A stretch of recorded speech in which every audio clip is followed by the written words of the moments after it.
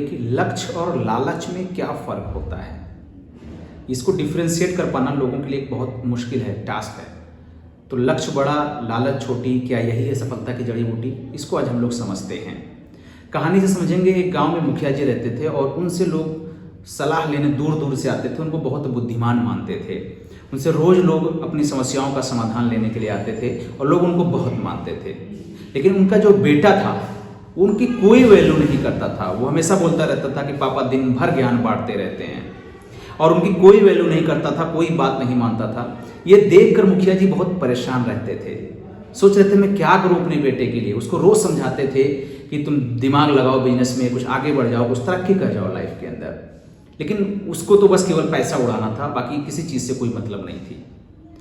एक दिन मुखिया जी को याद आया कि वो कई साल पहले एक दूर पहाड़ पर कुछ खजाने को छिपा दिए थे, और उन्होंने सोचा कि हम इस खजाने को दोबारा बेटे को भेजकर वापस मंगवा लेते हैं और उस खजाने से इस बेटे का कुछ कल्याण हो जाएगा लाइफ में। तो उन्होंने बेटे को बुलाया और एक बैग दिया। उस बैग में कुछ 4-5 जोड़ी कपड़े थे, और उस कपड़े के साथ उसमें एक मैप रखा हुआ था, एक नक्शा था, और नक्शा था उस पहाड़ तक पहुंचने का।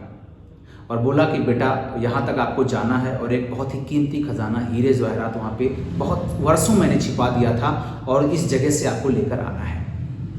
तो ये बात सुनकर बेटा उनका बहुत खुश होता है और बोलता है कि पापा आपने लाइफ में पहली बार एक काम की बात कही है, क्योंकि उसको बहुत मोह थी पैसों से, बहुत काम की बात कही। और उस दिन उनका वो पैर छूता है और वो मैप लेकर और कपड़े लेकर 4 जोड़ी निकल पड़ता है।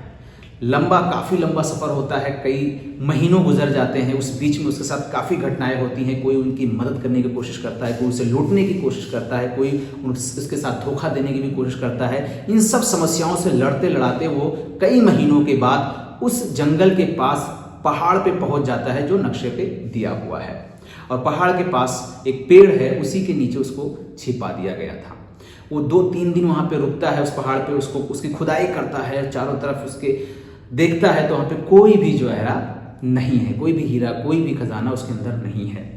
तो बड़ा निराश होता है और मन ही मन वो अपने पापा पे बहुत नाराज होता है कि तो इन्होंने मुझे पूरी तरीके से बेवकूफ़ बना दिया। बहुत ज़्यादा गुस्से में होता है और उसके बाद वहीं पे वो बैठ जाता है। तब तक शाम हो रही होती है और वो पहाड़ से नीचे उतर रहा होता है। तो कुछ दृश्य देखता है, वो प्रकृति की वो दृश्य देखता है। सूरज की वो लालिमा होती है जो उसको बहुत खूबसूरत लगती है। जंगल की शाम की हवाएं उसको बहुत अच्छी लगती हैं, और शाम की जो हरियाली होती है उसके मन को भा जाती है। उसको पहली बार प्रकृति से प्यार हो जाता है, प्रकृति की चीज़ों से लगाव हो जाता है। और वहाँ पहाड़ के नीचे नदी बह रही होती है। उस नदी की जो बहने की आवाज़ आती है, उस आवाज़ से उसको बड़ी शांति फील होती है, और वो रात वहीं पर रुक जाता है।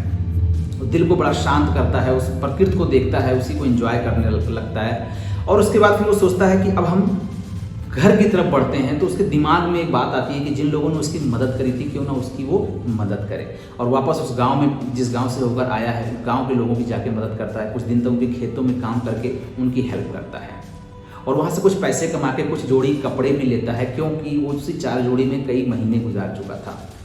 और जब वो वापस आ रहा होता है तो 1.5-2 साल के बाद अपने घर पहुँचता है। उसके पिताजी बहुत बेसब्री से मुखिया जी उसका इंतजार कर रहे हैं। मुखिया जी देखते उसको गले लगा लेते हैं, पूछते हैं बेटा क्या हुआ, खजाना लेकर आए?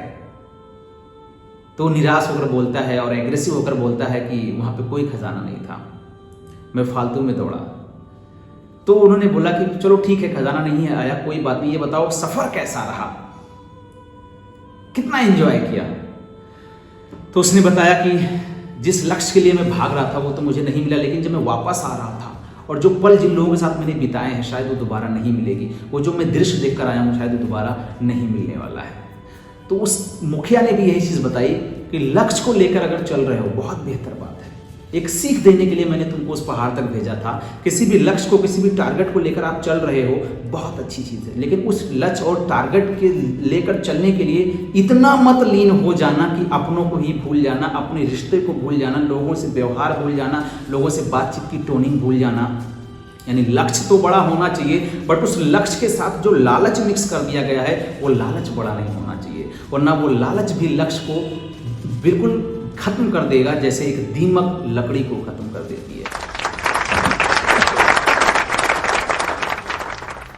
तो बेशक आप लक्ष्य को बड़ा बनाओ, लेकिन उस लक्ष्य के साथ में लालच को बिल्कुल छोटा कर दो, ना के बराबर कर दो। निस्वार्थ लक्ष्य की तरफ अगर भागोगे तो नो डाउट विदाउट लालच अगर आप काम कर रहे हो तो लक्ष्य में कामयाबी मिलेगी।